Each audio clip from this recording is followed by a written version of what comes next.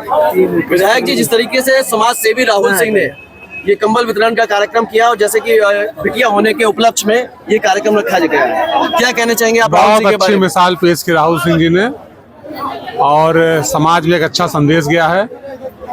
और प्रत्येक व्यक्ति को जिस तरीके से नारी सशक्तिकरण की दिशा में सरकार लगातार कदम उठा रही है, नारियों का आरक्षण मिल रहा है, लोकसभा विधानसभा में आरक्षण पास ही हो गया है उनके पक्ष में, तो बहुत अच्छा इन्होंने कदम उठाया है। और सबको जो है नारी शक्ति की पूजा करनी चाहिए, नारी शक्तियों को हमेशा महत्व देना चाहिए और ऐसे बढ़ावा मिलेगा।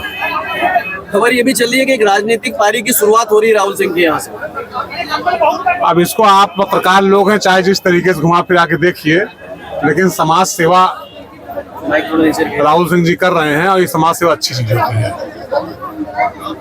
ऐसे में अभी जल्द में बात की जाए तो मिल्कीपुर विधानसभा चुनाव हुआ है और ऐसे में आप देख रहे हैं अवधेश प्रसाद का एक वीडियो भी वायरल हो रहा है। समाजवादी पार्टी की हार होती हुई 62,000 वोटों से लगभग, क्या कहना चाहेंगे? नहीं, वो तो पहले से दिख रहा था, हमने वहाँ आपको बताया ही था। अभी और बहुत से पत्रकार भाई आपके साथी वहाँ मिले भी थे हमको। हमने पहले बताया कि दलितों और पिछड़ों का एक तरफा रुझान उनकी तरफ हो गया है। यहाँ तक कि अल्पसंख्यक गांव में गया तो अल्पसंख्यक महिलाएं खड़ी थी कि हमको हक और अधिकार दिया मोदी जी ने, योगी जी ने। तो चुनाव पहले से दिखाई पड़ रहा था एक तरफा है और पूरी जनता चंद्रभान पासवान के पक्ष में खड़ी है। कटेरी उपचुनाव में आप गए तो उसके बाद मिल्कीपुर में गए और दोनों की दोनों सीट पे झंडा गाड़ के आए हैं। हमारी विधानसभा के एक तरफ कटेरी पड़ता है, एक तरफ मिल्कीपुर पड़ता है। हम लोग आना जाना लगा रहता है लगातार, जाते आते रहते लोगों से ताल्लुकात है, संबंध सबसे रिश्ते भी हैं। यही दिखाई पड़ा लगातार कि जनता मोदी जी और योगी जी की नीतियों से प्रसन्न है, खुश है, उनकी हर आवश्यकताओं को, जरूरतों को सरकार पूरा कर रही है, उनके दुख और सुख की भागीदार है, हर तरीके से खड़ी है। विपक्ष को, आयोग को बिल्कुल उस पर आरोप लग रहा है लगातार। किस पर? आयोग पे, चुनाव आयोग को, ये सपा के राष्ट्रीय अध्यक्ष जी उस पर आरोप लगाए हैं। देखिए, चुनाव आयोग है, वो क्या कर सकता है जब जनता अपने आप वोट दे रही किसी को? तो चुनाव आयोग की तो इसमें कोई भूमिका समझ नहीं आती है। उनका आरोप है कि शासन पूरा, अयोध्या शासन पूरा मिलकर जीता है चुनाव। ऐसा पहले से दिख रहा था। आप बताइए, महिलाएं हैं, देश की 50% आबादी है आज, हाँ है कि नहीं है? और पहली बार ऐसा हुआ है कि इनके अंगूठे से राशन मिल रहा है, इनके नाम से सरकार आवास दे रही है, तो इनको भी अपने मालिक होने का अनुभव हो रहा नहीं हो रहा है? इसके पहले कई महिलाओं को मालिक होने का अनुभव होता था? वो यही सोचती थी कि हम बाहर से आए हैं, हम यहाँ रहेंगे, कैसे रहेंगे, पति झगड़ा हो गया, पति बाहर निकाल देता था। आज क्या स्थिति हो गई है? आज तो गांव के अंदर अगर महिला है तो राशन कार्ड की मालिक महिला हो गई, आवास की मालिक महिला हो गई, मलकिन के हो गए। तो आधी शक्ति को उनका हक और अधिकार देने का काम आदरणीय मोदी जी और योगी जी ने किया है, जिससे महिलाएं तो एक तरफा बुल की झुकाव हो गया है, बाकी उनकी नीतियों सभी प्रभावित है। एक वीडियो आपने भी देखा होगा अवधेश प्रसाद का, जिसमें वो कह रहे सीधे सीधे कि 35,000 वोटों से अजीत प्रसाद जीत रहे हैं, तो बहुत वायरल हो रहा है। हाँ, अब इसके बारे में आप समझ सकते हैं क्या है ये। अब मिल्कीपुर का विधायक कौन, अजीत प्रसाद या चंद्रभान? अवधेश प्रसाद ने कहा कि जनता का विधायक अजीत प्रसाद। हाँ, अब जनता ने जिसको ज्यादा वोट दिया वो विधायक हुआ। एक बड़ी चर्चा चल रही है, अभय सिंह किस विधानसभा से चुनाव लड़े?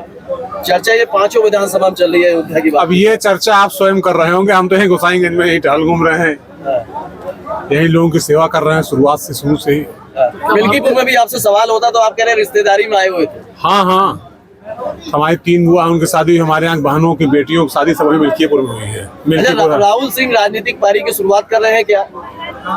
ऐसी तो हमारे राहुल जी कोई बात नहीं हुई। इन्होंने कहा कि हमारे यहाँ बहुत साल बाद एक बेटी का जन्म हुआ है, अब बेटी की जन्म होने के उपरांत हम कार्यक्रम करना चाहते हैं।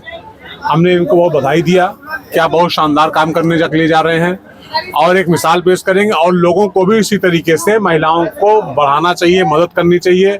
बहुत से लोगों के मन में ऐसा भाव आ जाता है कि बेटी जन्म हो ले ली हमारे घर में, कैसे क्या होगा, लेकिन इससे लोगों के मन में खुशियां बढ़ेंगी।